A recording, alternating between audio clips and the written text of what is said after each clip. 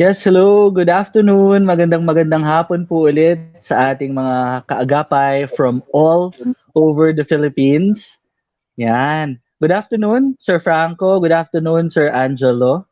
I am happy to be spending this Saturday afternoon with you again. And of Good course, afternoon. sa mga kasama nating mga kaagapay from all over the Philippines.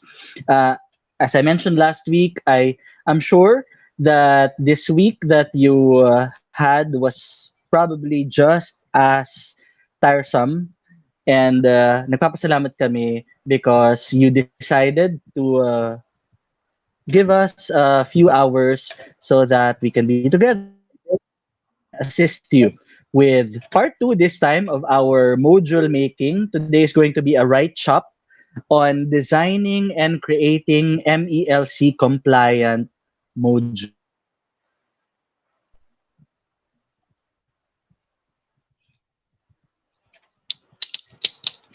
And tama no, Sir Franco?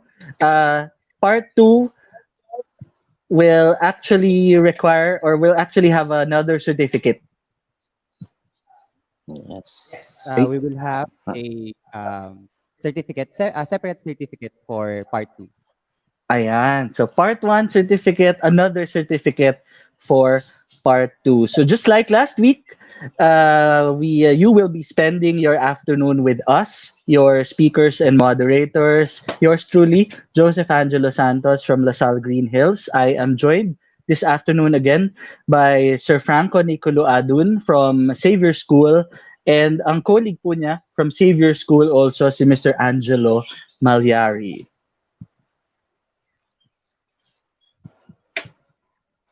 Yeah. So, recall lang po natin, we had our part 1 last week. That was July 4. And today is the part 2, the last part of our two-part webinar on designing MELC compliant modules.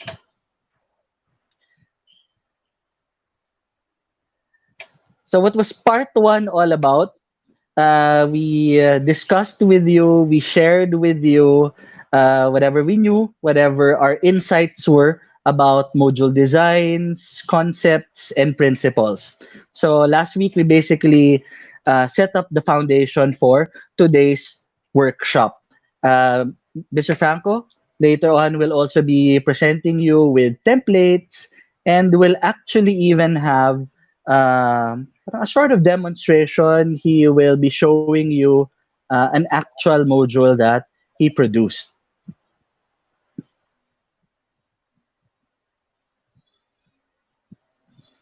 And as I mentioned earlier, we will, of course, have another set of certificates for this part two. And we just have some reminders regarding that. We request that after this webinar, in 30 minutes at the end of our webinar, we request that you fill out our evaluation para po mas mapaganda pa namin, mapaghusay pa namin ang aming mga future endeavors para rin naman po sa atin to. The links will of course be available at our Kaagapay Teacher Support Facebook page. There are multiple links. We will be opening multiple links and each would have a 1,500 limit. So if for example, you try one link and you cannot access it, perhaps umabot na siya dun sa 1.5 limit. The solution to that is just to try and access the other available links. Please be ready also to answer webinar-related questions. Di ba parang classroom lang, no, Sir Angelo and Sir Franco? yes.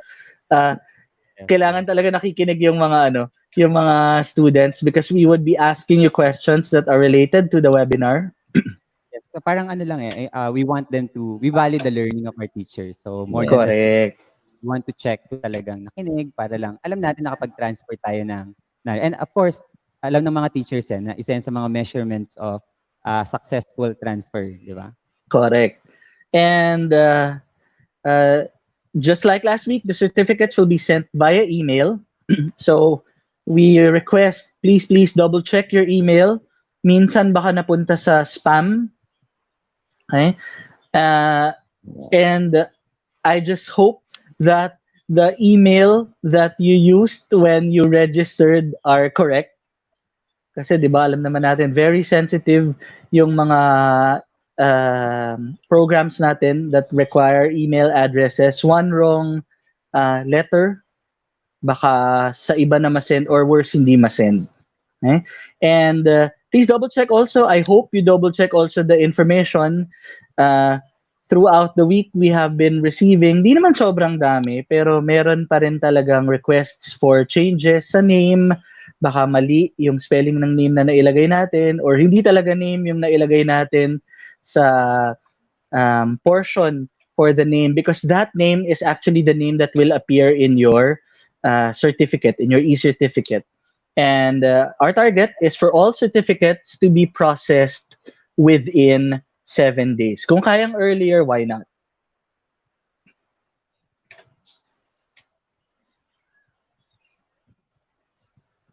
Ayan. Reserve your questions during the Q&A. Lista nyo lang po. Lista nyo lang po if you have questions that you wish to ask. We also, of course, have our live chat. Pwede nyo rin pong i-post doon yung inyong questions. Pero ngayon pa lang po, sinasabi ko na sa inyo, it is close to impossible that we are able to address all of the questions within the period that we have in our webinar. But worry not because meron nga tayong Kaagapay Teacher Support Facebook page. Pwede po kayong mag-post doon, pwede po kayong mag-message doon, pwedeng kami mismo yung sumagot or ang maganda po sa ating Facebook page, it is also actually a support group. You are part of the supported and the supporters. Kung may nagtanong at alam mo yung sagot or you probably have a better answer, magtulungan po tayo. Yun naman po ang gusto natin sa ating Kaagapay Teacher Support page.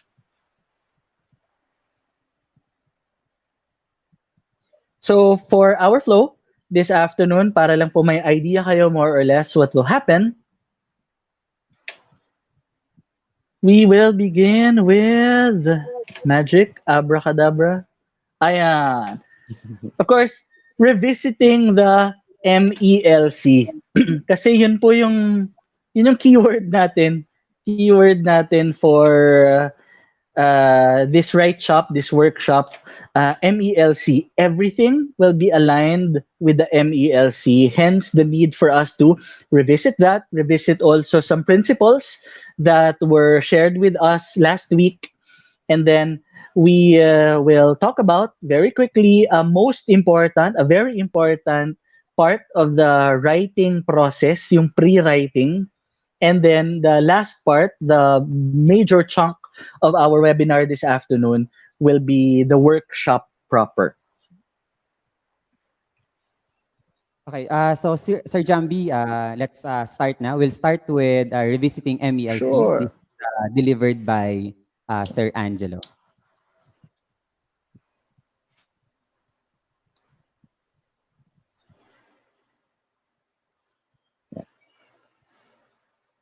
Sir Angelo, would you like to give some like a brief introduction before you before we show your presentation?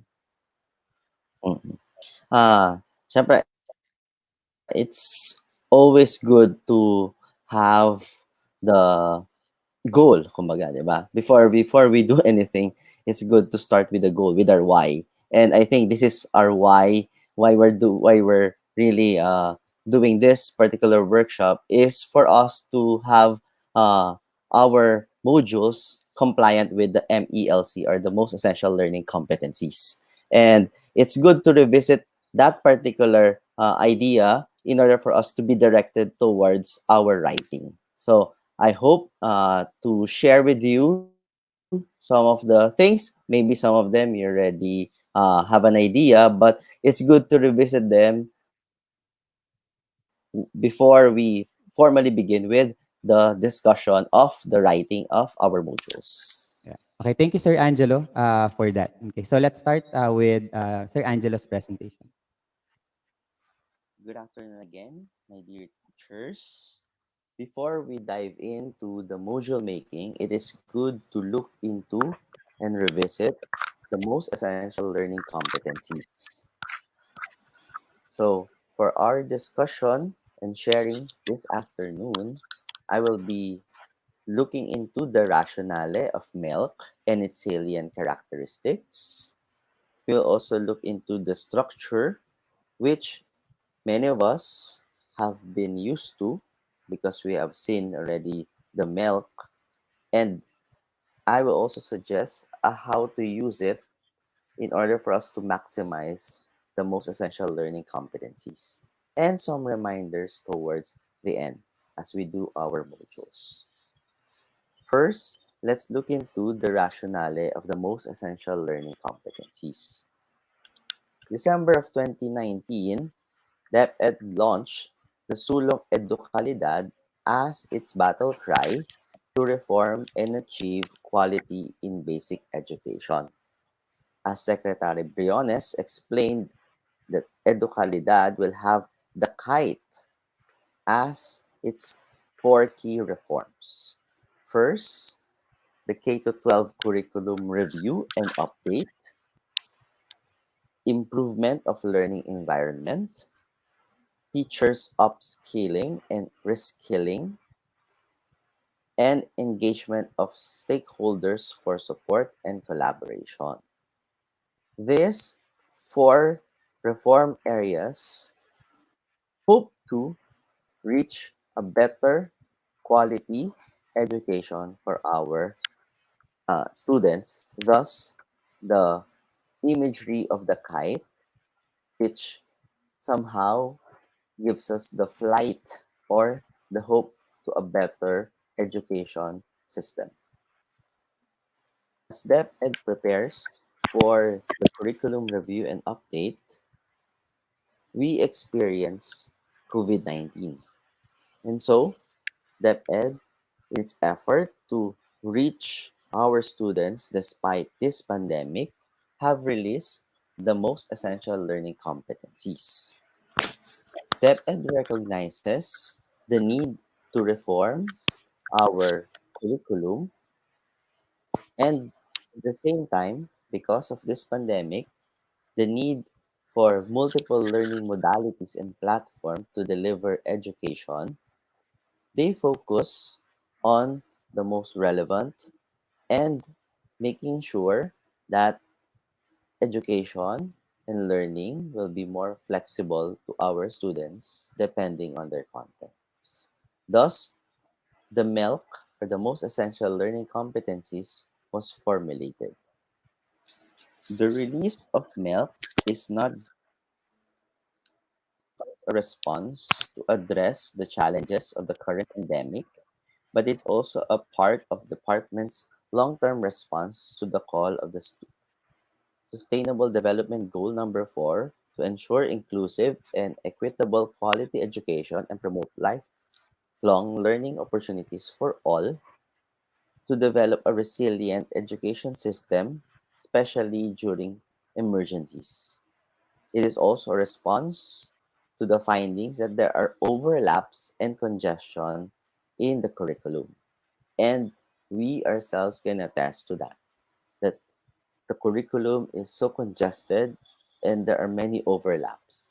And thus, the MILC is a way for us to revisit this particular curriculum and focus on the most essential understandings or competencies that we want our students to develop. Also, this is a reminder that it does not diminish the standards set by the full K to 12 curriculum guides. MELC, or the most essential learning competencies, actually acts as a guide for teachers as they address the instructional needs of learners while ensuring curriculum standards are maintained and achieved. We have to consider that we are in a pandemic, we are in an extraordinary situation where one, we will not have a face-to-face encounter in anytime soon. Second, the different learning platforms and modalities which our students are in because of their context. Some of them don't have internet access. Some of them might just have radios and televisions, or even some will just resort to learning packages or modules that we are creating because of the diverse contexts and situations that they are in. So, the most essential learning competencies are competencies that a learner needs in order to continue to their grade levels and ultimately in life, for them to be successful in life. That is why, in the process of creating the most essential learning competencies, it focuses on one, making sure that the competencies are aligned with the national standards. Two, it is connected with other concepts or the interconnectedness of that particular concept, that particular competencies to other competencies. The applicability of this to real life, or else it will be useless if they will not be able to use it in real life situation. Fourth, the importance for students to acquire this particular learning competencies. And lastly, these particular competencies cannot be expected to learn ordinarily outside the school setting. Again, it is reminded, or we are reminded, that MELC is a way for us to ensure learning of students these particular concepts and skills through meaningful activities and scenarios relatable to them and within the context of students' own environment. Why? Because if it will not be meaningful, if they cannot relate on it, and it's not contextualized in their situation, then whatever we'll be giving, content, skills, will not be something that they will use forward in life, and also it will not make impact or meaning to their education, because this is the challenge of not only this pandemic but this VUCA world, that everything that they learn will have a meaning, that they can relate to it, that it's part of their context in order for it to matter to them. So, some of the most essential learning competencies salient characteristics are the following. First is that most essential learning competencies are focused on the endurance, which is what remains with the students after the test or even after the study is completed. That's why when DepEd tries to look into the different competencies in the curriculum guide, they look into what can be retained, because this particular criterion is something not only as a prerequisite skill for the next level, but it contributes to the lifelong learning of the students. There are some competencies that can be merged or clustered because of the same objectives or learning intentions. Some are dropped because it is too specific or it's not important in this time. And also, some needs to be rephrased in order for it to fit the context of our students.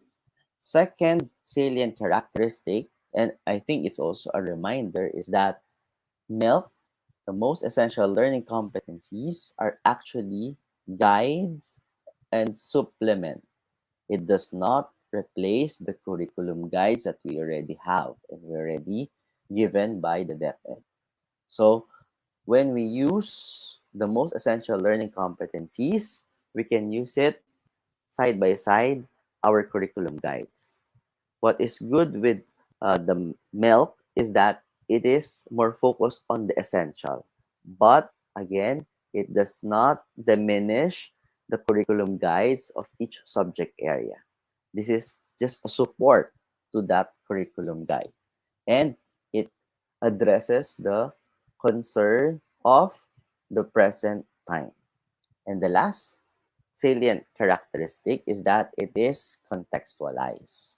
It is accommodating the varied context of learners, teachers, the learning environment, and support structures.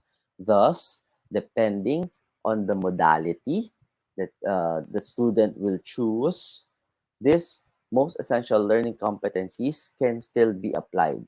So again, regardless of whether the student will go blended learning, online learning, or the use of radios or TV, or even the use of printed material, they can apply, or they can still move forward and learn the most essential things, because this is embedded, or the MELC is embedded in whatever modality, in whatever context that they are in.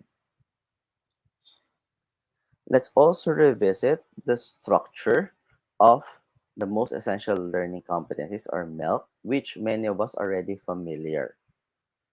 In the MELC, you will see three important things.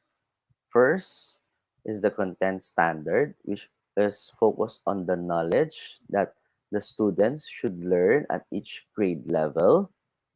Second is the performance standards. These are the skills that they need to demonstrate, which is expected as they do their instruction, their assessments. And the last one is, of course, the most essential learning competencies. So, looking at your curriculum guide, you will see that what MELC has offered is actually in the curriculum guide as well, in the performance and the content standards. So again, MELC is not something new, because it is actually a supplement to the curriculum guide. So how to use MELC? Again, as we use the most essential learning competencies, we have to consider first the learning modalities, because what we don't want to happen is that we structure our modules on only a perspective, or what do I mean by that is that it's just focused, for example, on online learning.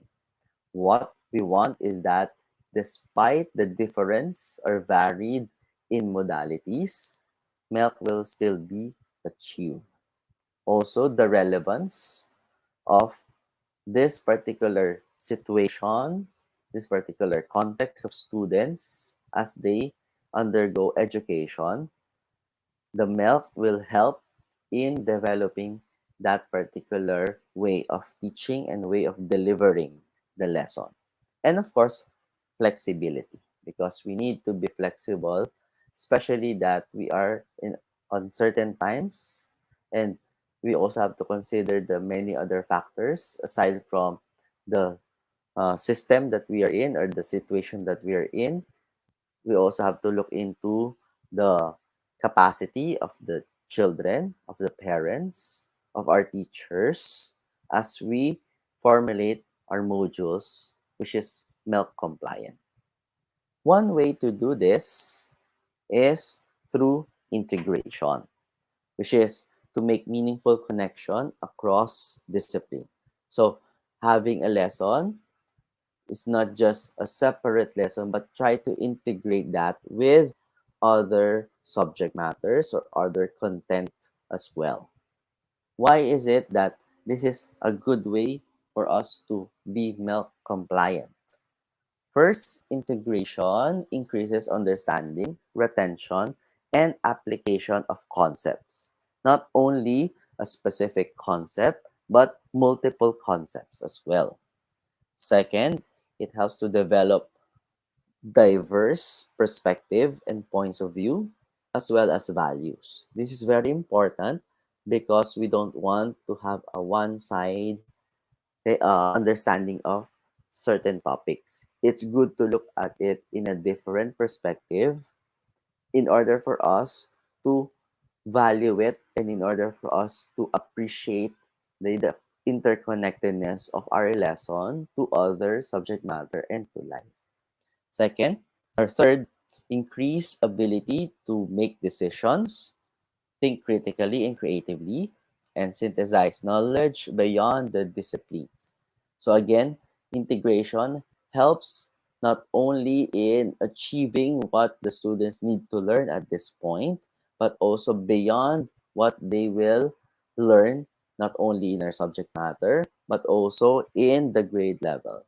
So it helps them to be decisive, to think critically, to be creative in their learning and in their understanding. Fourth, it enhanced the ability to identify, assess, and solve real life problems because we are living in a world where there are so many problems that we encounter. Integrating our knowledge to other discipline will help us realize that what we are teaching is actually of help when we go out to the real world and solve real problems. And the last one, it promotes cooperative learning, better attitude, and it increases motivation.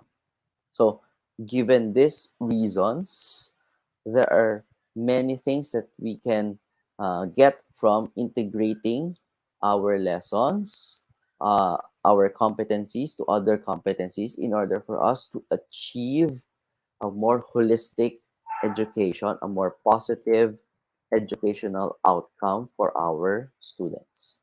So, integrative teaching is interactive, it's collaborative, and it's innovative. And there are four ways that we can apply this integrative teaching using MELC. First is through thematic teaching. When you focus on the themes. So, for example, you have a theme about nation building. So, if you have that theme in mind, you can put all the uh, concepts, you can put also the competencies, the knowledge, the skills that they need in order for them to build our nation. So, in that way, you don't need to separately teach this particular topics independently, but because there's a theme, you focus your attention to the theme and build that particular goal in mind using the different knowledge and skills that you have in your mouth. Second, it can also be a content-based instruction where there's the interplay of the content and the language. I think this is more for the language subjects where they integrate their content to the practice of the language. Third is focusing on inquiry, which focuses on the questions that students will have or students may have as they go on to their education. So the driving point for students to learn are the questions that they have. And the last one is generic competence, which focuses on linking other competencies to a one particular generic competence or competency that they will be able to achieve. For example, if you want wellness, so you can integrate the competencies of PE, of arts, of other subject matter that focuses on the well-being. So those are just some ways on how we can have the integrative or integrative teaching as a means for us to be MELC compliant. So before we move forward to our actual module making process or module making workshop, here are just some reminders which is under the paradigm shift. In this time of the pandemic, and since we are living in a VUCA world, we have to ensure that we not only shift the way we teach, but shift the way we think. Okay? The way we think about content, the way we think about coverage, in the way we think about control. First, content. Many of us, even I, am guilty that at times we put so much content on a certain topic because we feel that this is what students know. I'm not saying that uh, we don't have that particular instinct or we don't have that particular judgment on what the students need to know. But at this time of the pandemic, it's good to shift our thinking of the content into focusing on the most essentials. The most essential. Like if you remember in our discussion in the first part of this module making, we have to audit our content because there are some contents that we need to let go because of this extraordinary situation. We're not saying that those content are not important, but because of this certain circumstances that we are in, we have to let them go and just focus on what is relevant and what is important for our students. Second is coverage. Again, I am guilty in this particular part because sometimes I too wanted to ensure that I cover what is needed for this particular grade level. But again, because of this particular situation, we have to shift our mindset into just mere covering the things that we need to cover. Okay, that's why we're shifting our mindset from just the content and the coverage to the most essential learning competencies. And the last one is, of course, control. Even I, at times, as is guilty of this, there is a sense of control from how I want to teach my students. This how I plan to impart the knowledge, and in order for them to be able to uh, get and imbibe those learning. But because of our situation, we have to consider their context. We also have to consider the learning modalities that we have to prepare, uh, and in doing so, we have to let go of control. And what do we mean by that? Sometimes teachers, we need to let go of making our students think the way we think. Also, this also means that at times we have to trust them in their learning. Yes, this is something that is frightening because we are embarking into uncharted territories or the unknown, but we have to trust our students that whatever we will be preparing for them is something that they will use and they will treasure, not because teacher says so, but also because this is for their own good. This is something that they need to learn not only for a subject but in order for them to be successful in life.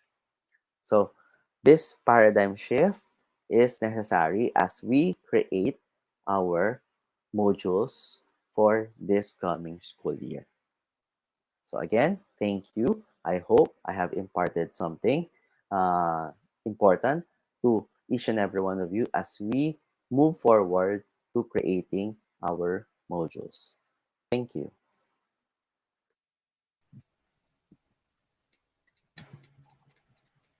Thank you so much. Woohoo! Salamat, Sir Angelo, for that very comprehensive coverage. Good job, Sir Yes. Angelo. Sir Jambi, no, and Sir Angelo, can we just like give some thoughts on Yeah. why do we need to be reminded about the MELC? Yeah. Sige, Ano Sir yung importance, Angelo na bakit muna. kailangan natin pinapaulit-ulit itong MELC? Alam natin, teachers, we're not repeating this because hindi pa natin alam because alam niyo na ang MELC. It's really more on why do we need this in order to construct our modules. Kailangan talaga siya, Sir Franco, kasi it will be the one directing us to the design of our modules. So looking into that essential learning competencies, mas magiging directed yung ating focus at ang ating content and ating delivery and other strategies. Yeah, correct. Sir Ajo, thank you so much for that, no? And also kanina na mention mo, I'd like to highlight on that and emphasize on that, yung idea ng um, looking and focusing on the skills and trimming, modifying the content in order to achieve the skills. Sir Angelo, tama sa Savior, no? Meron kaming concept dyan na tinatawag na enabler. So we do not focus on the content. Okay? We rather focus on the competency. Our content are enablers in order to achieve the competency. So, gamit na Tama. tools yung content. So, hindi yun yung focus. Kapag Yes. ganun yung paradigm natin, it's much easier to pick the content na pwede nating ituro or kailangan nating ituro. So, teachers, that's one of the things that you have to really look at. Last week, na-discuss na rin to, yung idea ng content auditing. So, we really have Yes. to audit our content, okay? And really focus on the competencies. Sir Jambi, any thoughts on Okay. Actually, Sir Franco, while I was listening to the presentation of Sir Angelo, it got me into thinking. Whenever we say MELC, ito na nga lang ba yung matututunan ng mga learners? But if you think about it, not necessarily. Siguro ito sila nga lang yung pinakakaunting kailangan mo, and given the framework that we will be presenting or that you will be presenting to our mga kaguro, mga kaagapay later, it is actually very possible that these essential, itong mga minimum na kailangan nating i-share sa kanila, will actually lead them to learning all the other things na hindi mo naman na-discuss. Yes. Mm. correct. Okay, thank you so much, Sir Jambi and Sir Angelo, no, for those input.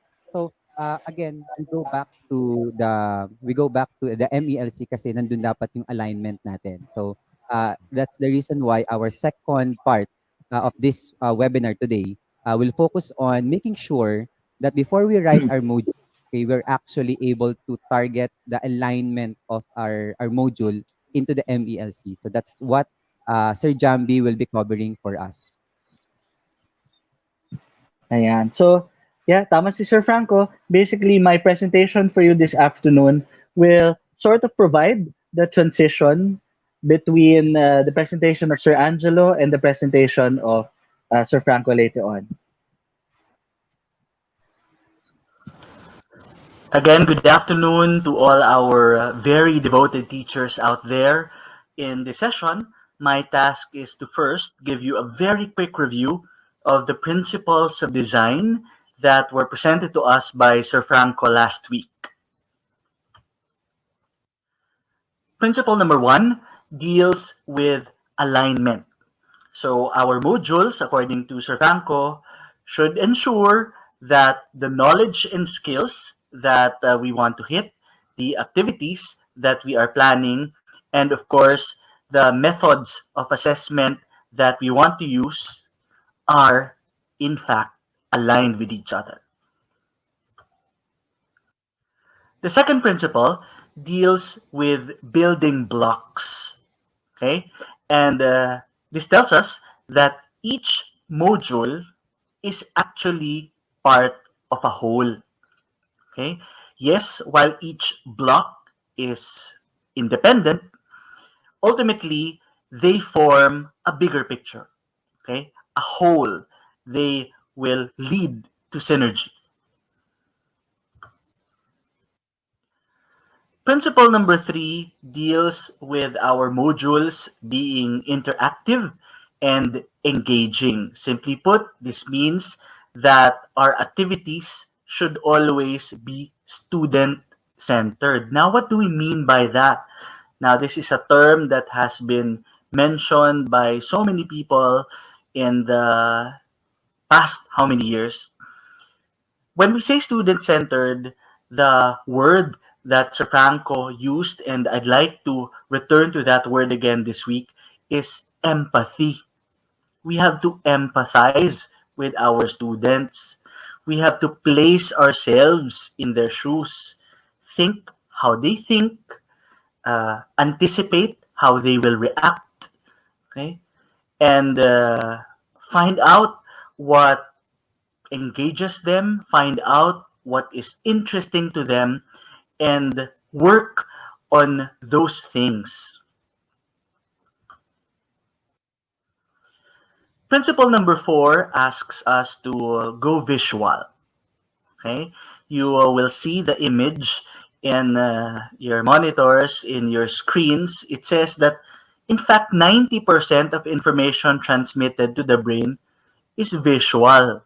Okay? So let's grab that opportunity.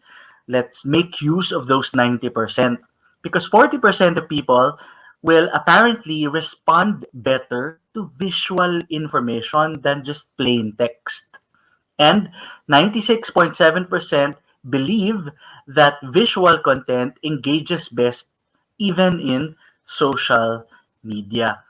Okay, so especially during this time when most of us will go online, let us grab the opportunity of the availability of so many images to us. Okay? Uh, After all, these images are what interests our learners more. Okay? If it doesn't help them learn better, at the very least, it is easier for you to grab their attention, which is already a big step, okay, for us teachers. Principle number 5 asks us to provide our learners with a deep dive.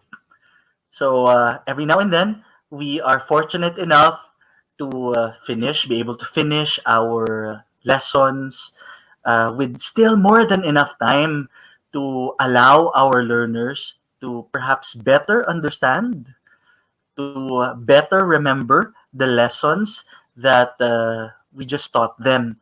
And the deep dive is a good way to be able to do that. And how do we do that? First, providing them with additional resources. So don't be limited by whatever is within your textbook.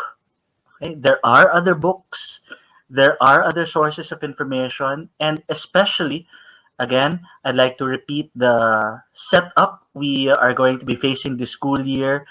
The internet is providing us with just so many resources. Information is everywhere.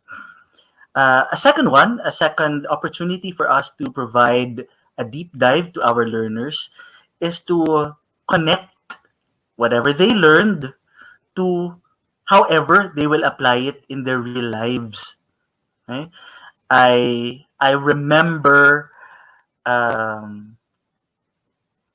learning about students who can hardly add, can hardly subtract, but if you just put a peso sign before the numbers and they think of it as money, they think of it as something that is tangible, something that is applicable in their lives, they all of a sudden can add, they all of a sudden can subtract. So apparently the deep dive helps, the real world applications help.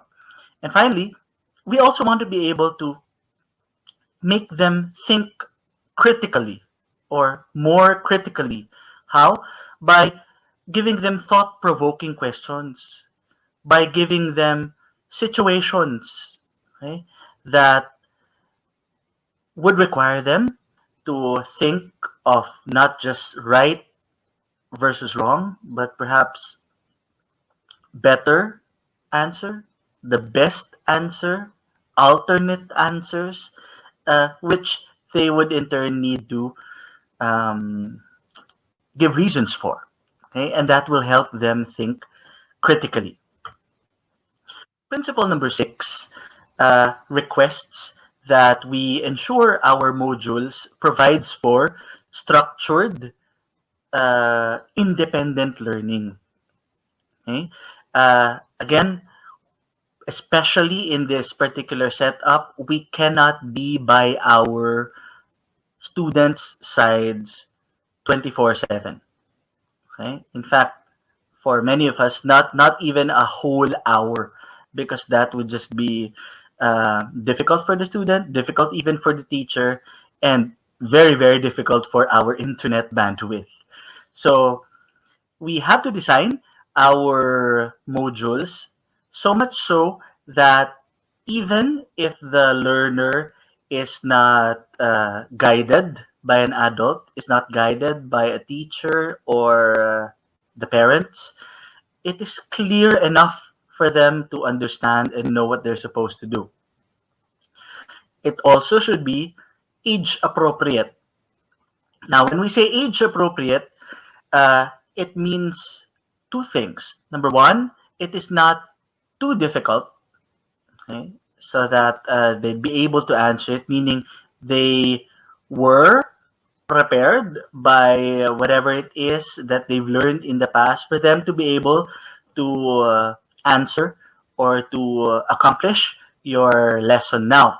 But it also means that it should be challenging enough for them to continue to grow, okay? Because that is important for our learners. And finally, um, structured independent learning requires that our modules be accessible. Okay? Whatever it is that you require of them to find should be accessible to them.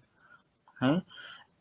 You also need to be able to provide them with alternatives. Okay, so what if, for example, you have an online activity and you have a learner, or you have learners who do not necessarily have access to internet or fast internet.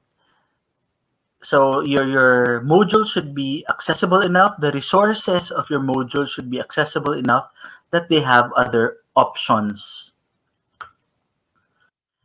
And then principle number 7, the very last, perhaps the most important principle in module making, in designing your modules, is feedback. Okay, the feedback mechanism. First, you have your checkpoints. This means that your feedback cannot only come at the very end, because sometimes uh, if it's only one time when you will check whether or not they've understood really the lesson, it might be too late already. So it would be nice if every now and then there is a way for the teacher or for the learner to actually check whether or not he is in the right direction. And in fact, if the learner is able to check and find out that, oh, I am in the right direction, that even leads to validation. Okay? And validation leads to self-confidence. The learner will want to continue learning, and the learner will want to continue learning more. Okay? And again, this feedback mechanism brings us to our very first principle.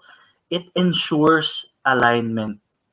Okay? From the things that you want to hit, the knowledge and skills that you want to hit, the activities that the learners are engaging in, and the assessment that both formative and summative that you ask them to accomplish, all of these would be aligned, and the feedback mechanisms would help in ensuring that. Now, on to our writing workshop. This is again a write shop, but let's first start with what we would like to refer to as the pre-writing. Now, many of you would probably think that, oh, pre-writing, that's just an optional step. Okay? In fact, some of you might even say it's unnecessary, or worse, some may even be thinking, oh, pre-writing, that's just a waste of time. Okay? I am here to try and convince you that, in fact, it might even be the most important step in the writing process, the pre-writing. the planning stage. And I'd like to use the principles that we reviewed earlier to prove to you that the planning stage is very important. Okay? So, for example, we go back to knowledge and skills, activities, and assessment. Okay? Planning ensures that all these three are aligned with each other and that all three are aligned with our minimum essential learning competencies. Okay? And planning would also provide us with an opportunity to constantly check, okay, not just at the beginning whether or not the MELC is consistent in all of our activities.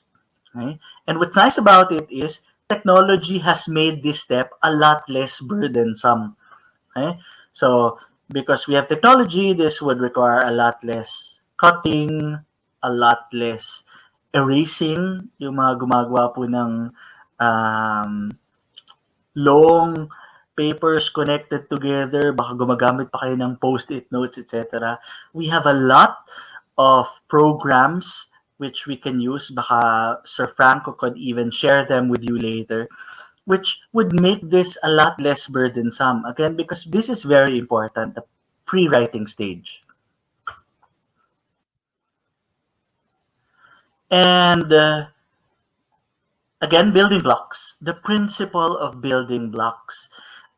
This allows us to see the big picture. Okay, planning allows us to see the big picture, which in turn would make it easier for us to determine what it is that we are supposed to do. For example, puzzles. Yeah, you see three puzzle pieces in our screens. I don't know about you, but me, whenever I attempt to solve a puzzle, okay, a jigsaw puzzle, I would first refer to the picture in the box. Okay, try and find out what the ultimate goal is. Okay, what the final picture is, the big picture is.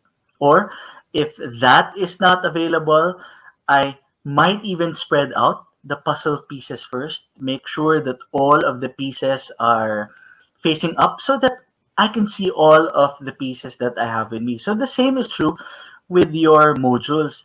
You may want to see everything, all your resources first, so that you can properly plan, and all the other steps that will follow would be easier, more convenient. Now, you might be thinking to yourselves, but sir, there are people who actually do not do that. They they do not look at the picture in the box. They don't even turn upside down or turn upwards the puzzle pieces. They just dive in and go ahead and answer. Yes, that is true because we have people who probably love the thrill, who love taking risks. But then again, we're dealing with learners. We're dealing with kids, even.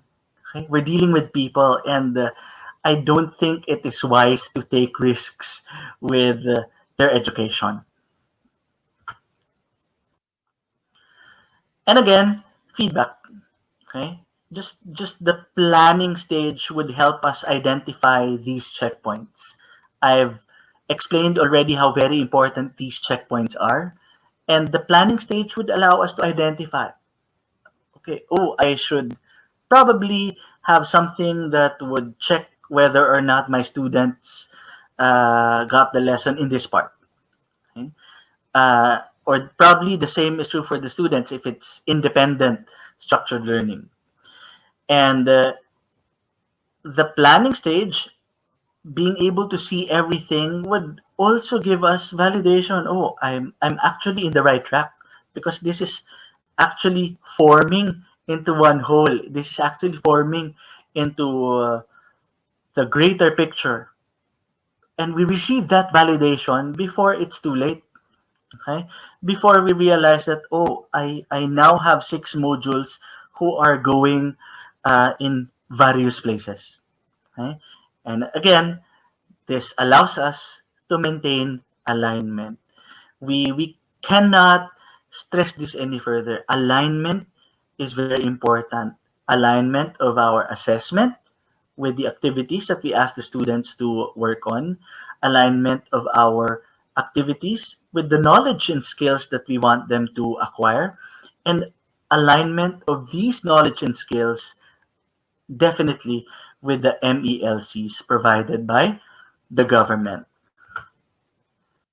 And once we've done all those things, all of the other principles would be easier. Right? It would be a lot less time consuming, a lot less burdensome to ensure that our activities are interactive and engaging. It would be a lot easier for us to go visual, to provide deep dives, and to ensure that our modules provide for structured, independent learning. So, again, not a waste of time, not an optional step in the writing process, but it might just be the step that helps all the other steps that will follow a lot easier. And with that, dear Kaagapay, I thank you for having listened to me. I hope you learn more from my colleagues with their presentations. Thank you.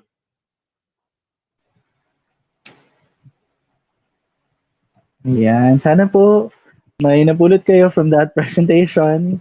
Again, that was in preparation for the presentation of Sir Franco and connects it also with the previous presentation of Sir Angelo. Okay. Thank you, Sir Jamie. Maraming salamat. No? So, actually, ano rin, part din siguro nung idea ng pre-writing workshop teachers is that before we create our modules, is we lay them out first. So, for example, we create a table and then lay out our competency. What are the knowledge that we would like to show to the we would like to target? What are the skills and knowledge? Okay, that we would be targeting for our modules. Okay. So now teachers, as we'll take a short break, okay? But as part din ng break na to would be we would be assessing our weather because right now we have Yes. yet another thunderstorm Yan. our webinar. We don't know if the thunderstorm is scheduled together with our webinar, but we did check. There seems to be none, but fortunately we have. Okay, so stay for a while. We'll be assessing the situation, and if not, we'll let you know about our uh, what's going to happen on the second, third part of Correct. this webinar. Okay, so stay in tune. We'll still be here. Okay, um, and continue our webinar. Yes. Health break muna po.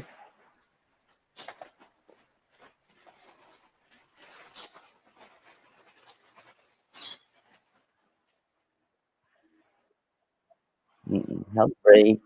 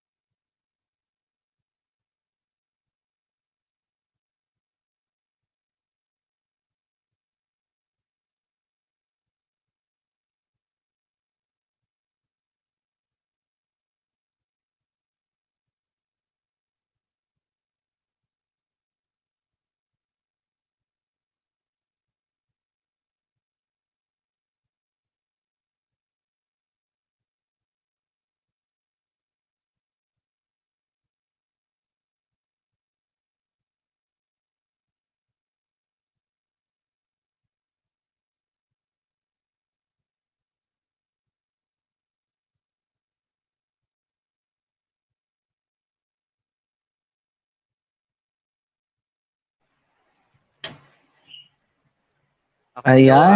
hello, teachers. So it seems that Yeah. Hello. rain is not subsiding. Okay, but we'll still the I think in terms of the weather, hindi lang it's a shared condition. So what we're going to do is we'll still post the evaluation for this webinar, but we'll be uploading the workshop proper. Okay, so the use of all the tools, all the templates we've given you.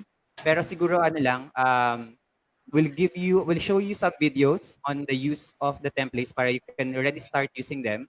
And then after that, we'll just end the broadcast with those reminders for the use of the templates. Okay, so teachers Correct. have first some reminders for the templates.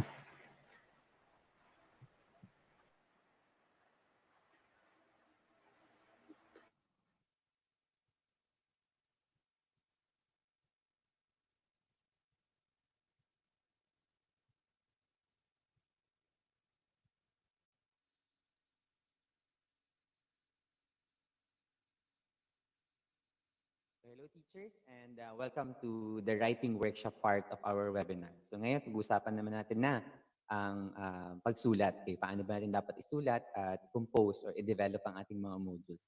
But before that, some reminders lang no, sa paggamit ng mga templates na binigay namin or shinare namin sa inyo. I hope that everyone was able to get a copy or download the copy of the templates. So you could work with us while we're working with the materials.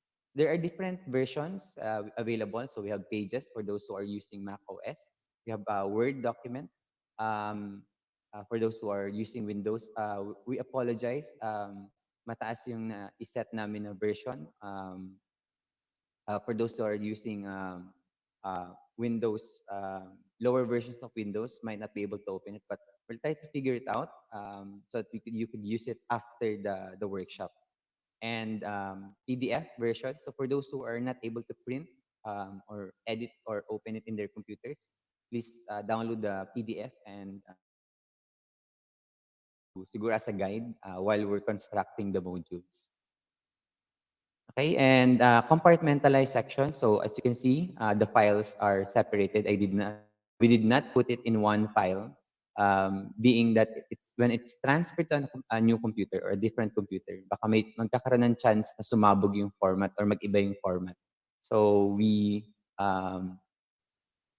compartmentalize each section so that you could preserve the format while you're working on each section. And we use a minimalist design. We avoided too much colors, but we also did not opt naman for a black and white to keep it appealing to our students. We know that we're going to print our modules, so we don't want to put too many colors that it's going to be strenuous to the printer to print it, and also resource impractical in terms of resources yung maglagay ng madaming sobrang colors. And except if it's really important, like a picture or image related to the lesson. And we use the paper size in folio. Okay, the paper size is in folio size.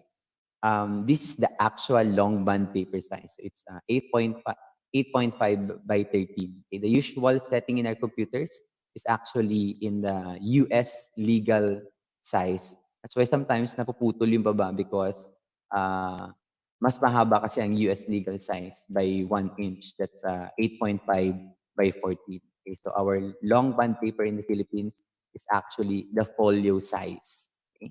So that's the reason why we chose this. For those who are working using the letter or the short bond paper size, we'll try to produce a version for that para you could also use it in your module making. And all the materials here are not subject to copyright. Okay, reuse and modifications are permitted. So please feel free to use them, to modify them, to edit them, to use it the way you want it in your modules. Okay, change the colors, change the the fonts, all our, or the elements of the templates. What we really hope is that you use it, and it becomes useful for you. Kasi ginawa naman talaga namin yan para sa inyong lahat. So, yun lang siguro teachers, ang mga reminders bago tayo mag-start ng writing workshop natin. Ayan, Sir Franco. Sir Franco, meron lang po akong mga nakitang mga questions. Sir, we'll just show the copyright issues, FAQs naman, so that they'll be guided when they use the templates. The questions we'll answer later siguro para we'll just wait also for the rain to subside a little bit. Okay. Okay, but the templates will be available, are available via our Facebook page for those who are asking.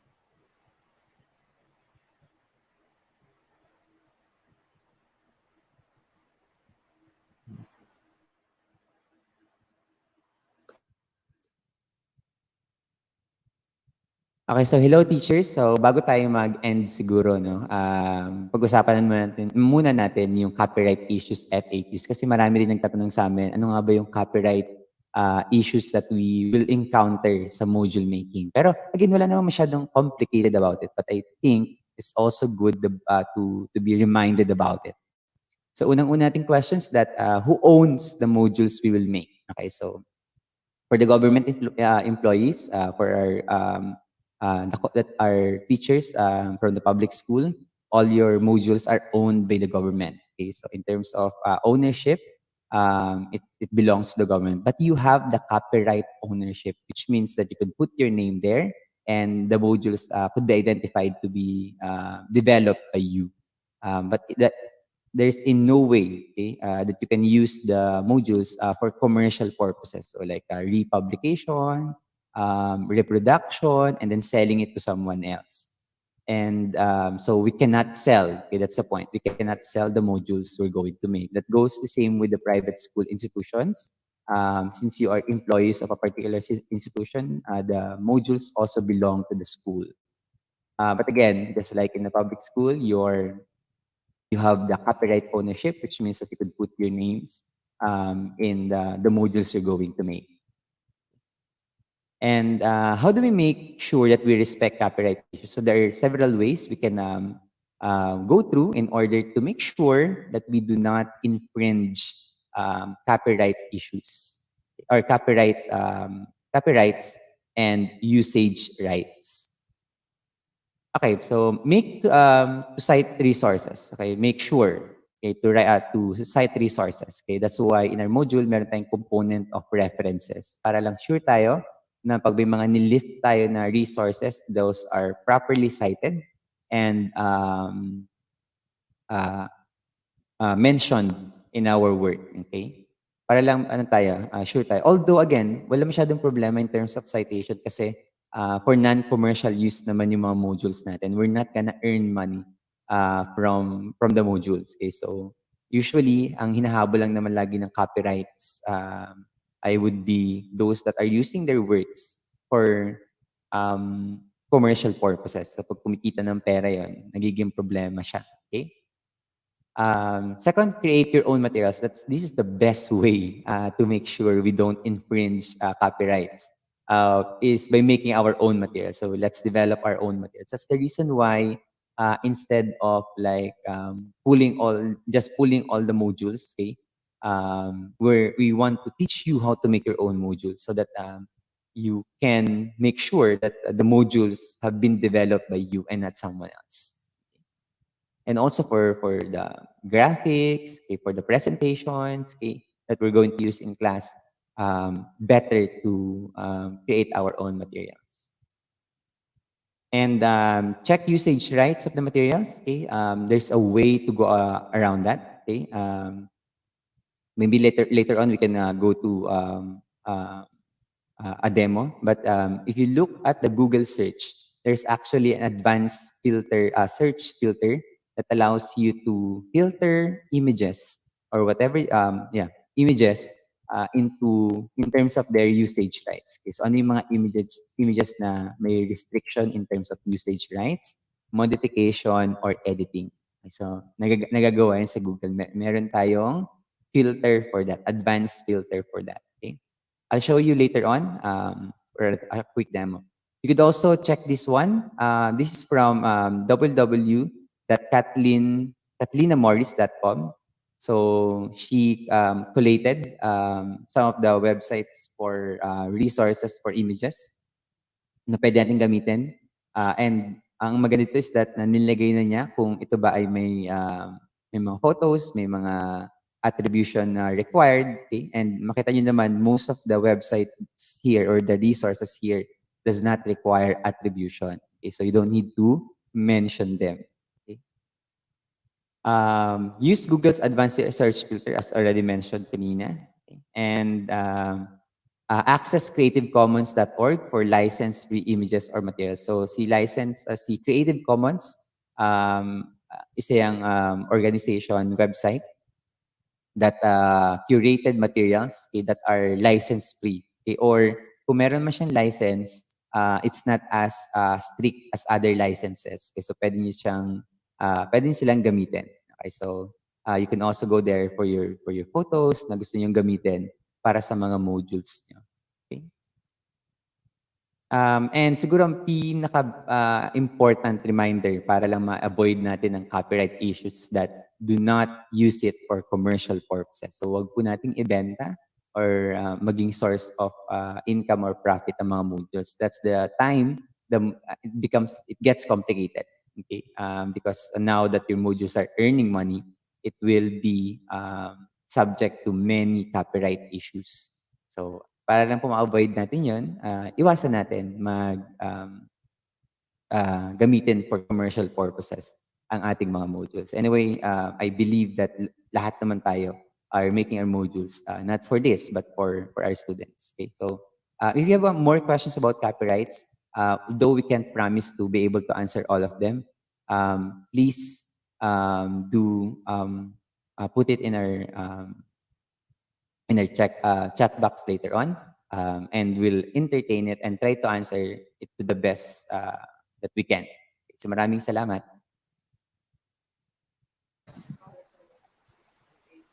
Thank you so much, teachers. Before tayo mag-end sa last video natin, no, yung project launch natin, I'd like to answer lang several questions. One, templates are available via our Facebook page, so you may download it from there. Evaluation will still proceed after this, at 30 minutes after this webinar. We will download the workshop proper in a separate video. So thank you so much. So let's just Upload. upload in a separate video. Let's just end with our last video on our next project, upcoming project.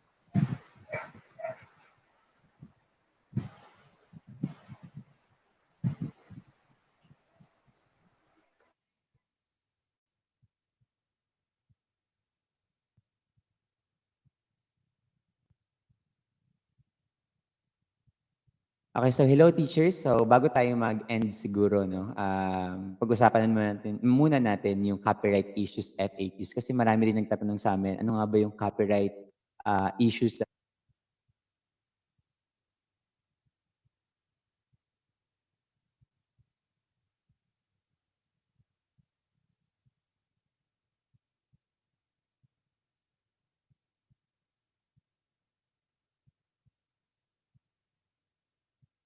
Hello teachers, maraming salamat for being with us here and joining us in this webinar. So part ng webinar na ito is also the launching of our new project called the Kaagapay Shared Drive. So ano nga ba ang Kaagapay Shared Drive? Basically, it's a community drive wherein we're inviting you to be contributors. So sana, habang dinidevelop niyo mga modules nyo at pagkatapos nyo ng mga modules nyo, please do share it with other teachers as well. So ito yung magiging access point nating lahat sa mga modules nating na ginawa natin. And more details and guidelines for the use of the Kaagapay Share Drive soon we'll be posting it in our Facebook page. Maraming salamat again, once again, for joining us today. And we hope to see you soon on our next webinar.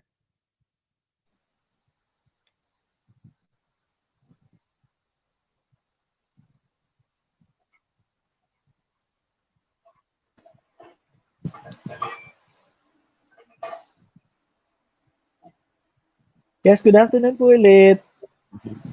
Ayan.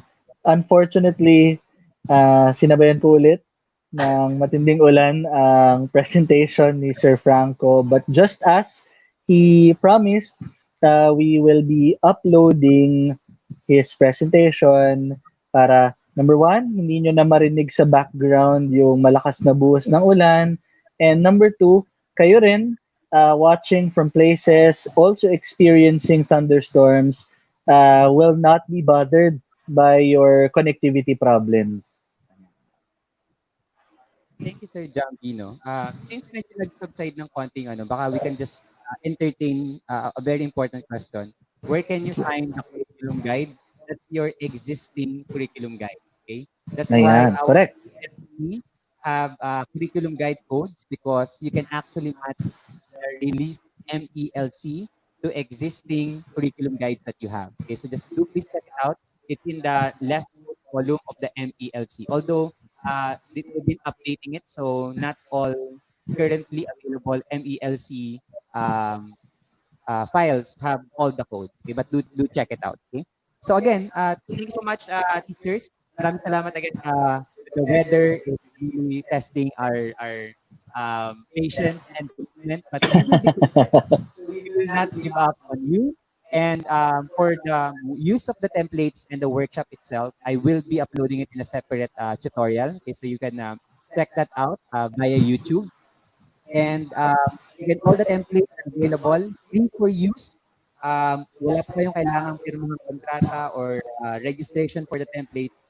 Please use that as the way you want it or the way it's necessary. So we created that for you and for your own use. Okay, so teachers, please do enjoy. I hope that you've learned a lot and it helps you on creating your modules.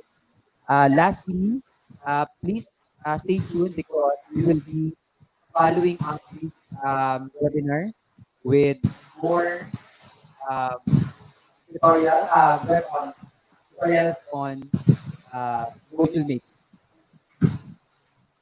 So thank you, teachers. Maraming salamat. Thank you, Sir Jampi. Thank you, Sir Angelo. Good luck po. Good luck, everyone.